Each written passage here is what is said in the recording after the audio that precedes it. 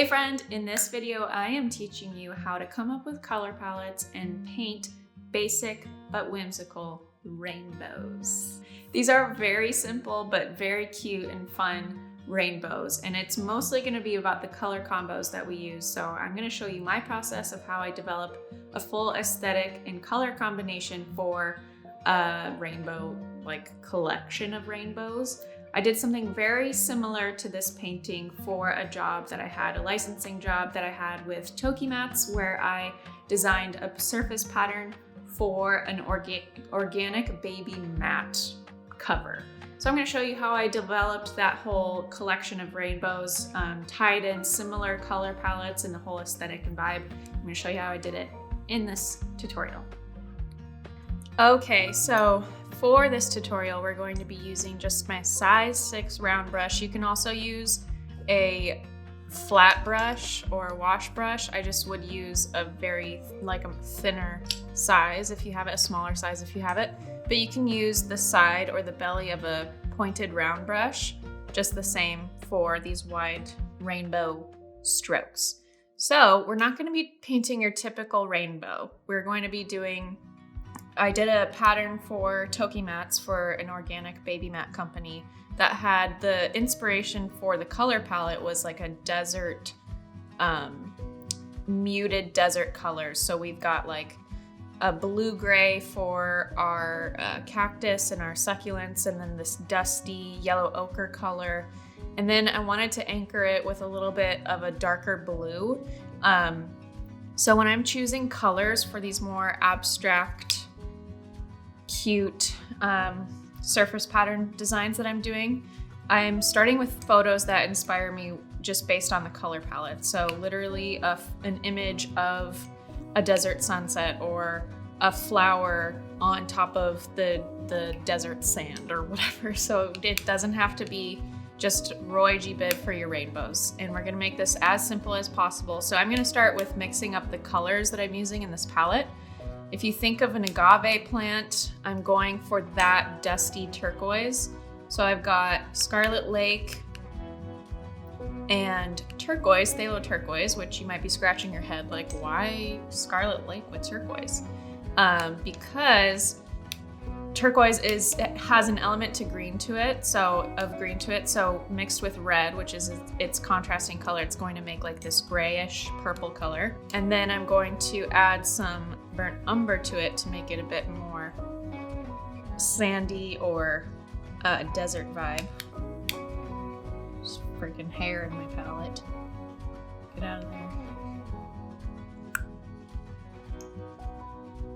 And there we go. We've got our muted bluish color.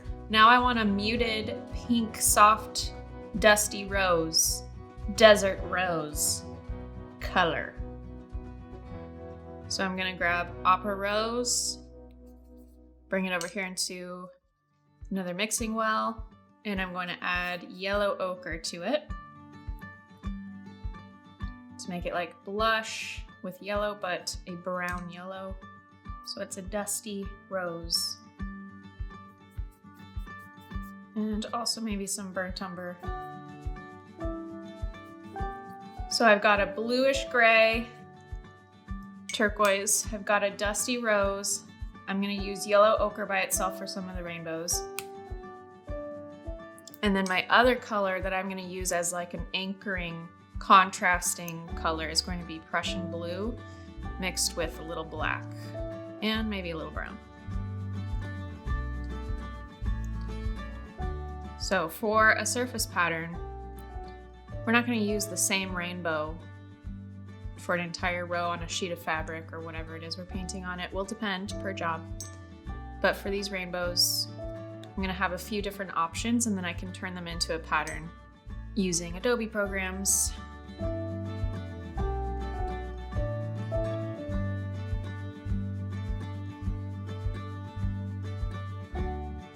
I have a digitizing watercolor video, which will teach you how to scan and edit your watercolor in Photoshop. So that will get you started with getting your artwork from paper to your computer screen, and then also showing you how to prep the files for making patterns and saving them to send to companies you're working with or whatever.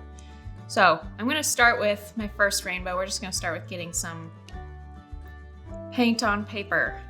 And all I'm gonna do is I'm gonna have 3 arches for each rainbow. I know it's not your realistic rainbow.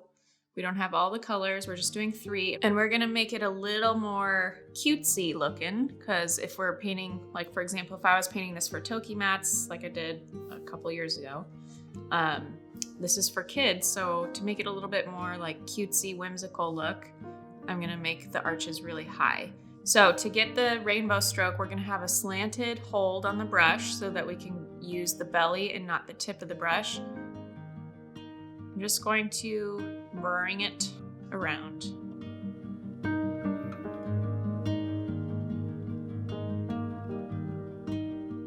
Nothing crazy or perfect. We're not going for perfect, we're going for cute.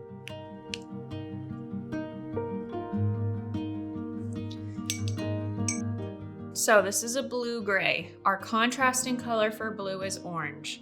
So this dusty rose color has an undertone of orange in it just because of the yellow ochre mixed with the pink.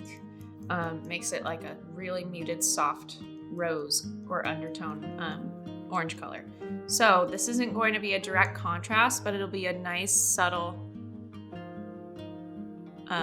second stroke that provides a really interesting look for people looking at these 2 colors together. They're muted, they're in the same family aesthetically, that muted desert vibe.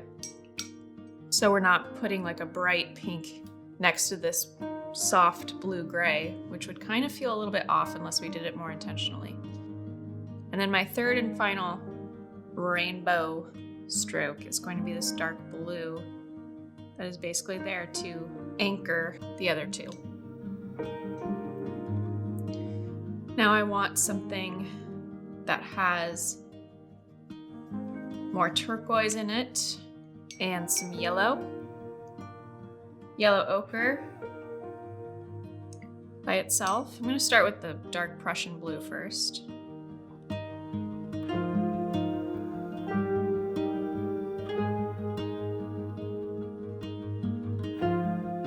So same thing. Just bringing our brush around in a horseshoe shape. Just gonna go back in since this is still wet and kind of darken it a little bit. And I love when the bleeding between the colors happens. So if you can get close in certain sections, but then leave white space, so you see they're different sections. Little magic moments. I'm gonna grab a little bit of lemon yellow deep and then yellow ochre.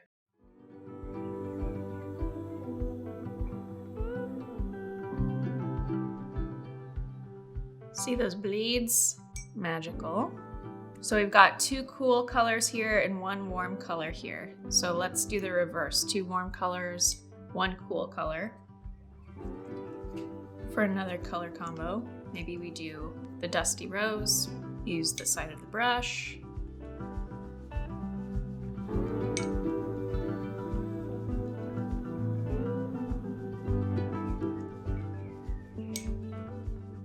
And for our second warm color, which we don't have to do it next, I guess we can do. I love this dusty rose with turquoise. I think it is such a beautiful color combination of desert sky and desert floor or sand. Then let's do a really soft hue of yellow ochre, so more water than pigment to make it really light. That's a little too light.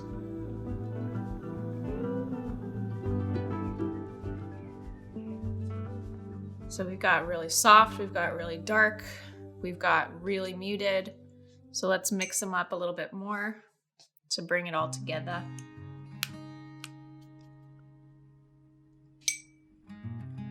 And do yellow ochre.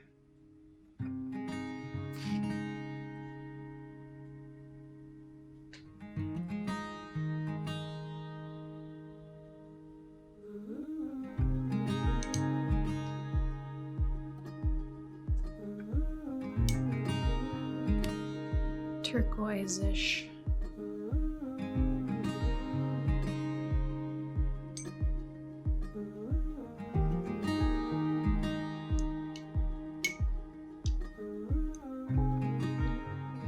Maybe blue, this dark blue, but with a little bit more black for this one. A lot of contrast.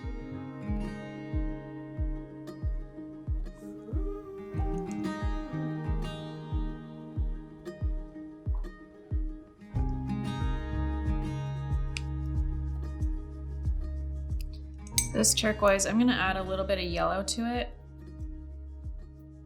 to bring in another color. It's still this muted turquoise, but it's now a little bit more green.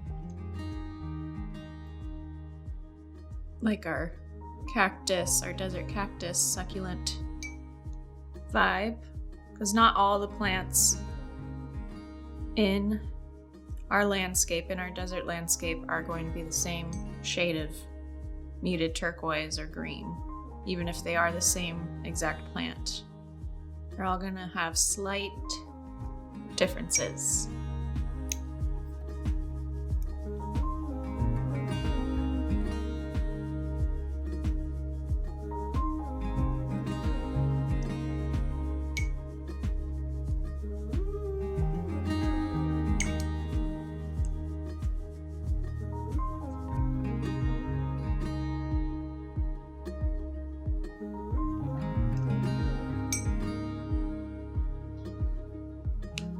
Maybe the turquoises together.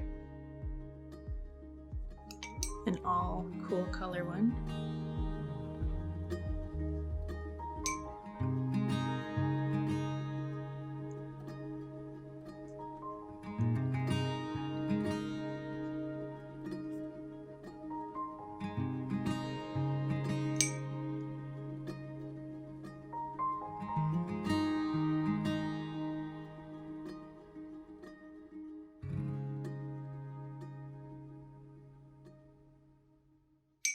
Now let's do the same thing, so all warm colors. So I'm going to mix up a dusty rose with a little bit more opera rose in it. So we have a pinkier one, a more orangey one, and then I'll do yellow ochre for my third color.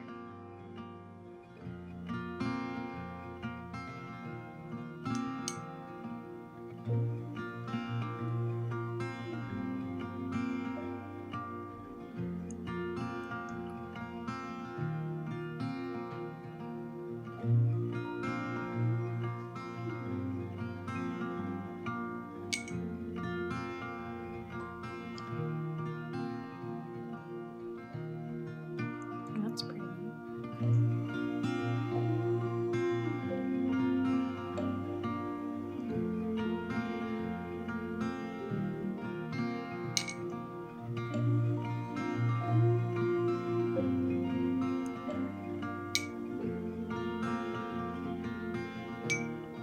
My little minty color.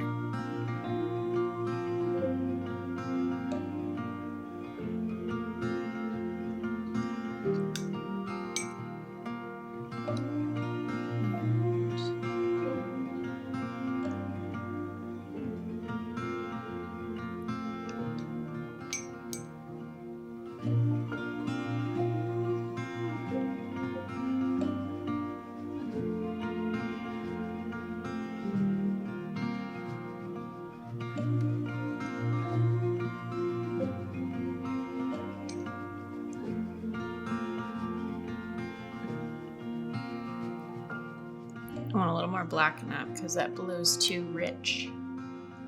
Needs to be a little more smoky for the vibe I'm going for.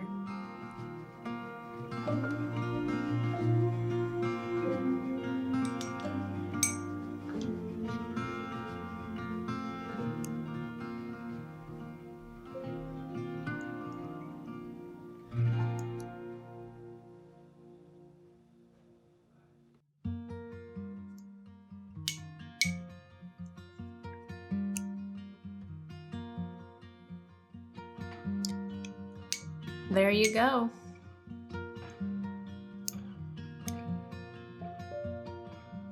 Just gonna go back over this where the blue took over the peachy color, the dusty rose color with the dry brush. Soak that up and then layer some more of that pink on top. There you go. Fun rainbow desert sunset vibe. Thanks for watching. I hope you had fun with our cute, whimsical, deserty vibe rainbows. I would love to know what you're gonna use your rainbows for, or even share your work on social media. Make sure to tag me at Jenna Rainey. I would love to see your work. Let me know in the comments below in this video what you are using your rainbows for. Maybe you made a little greeting card, or you are gonna hang it up in your nursery for your new baby, or not nursery, and maybe it's going in your bathroom or whatever. Hit me up in the comments below. Let me know what you're going to be using this painting for, and I'll see you in the next tutorial.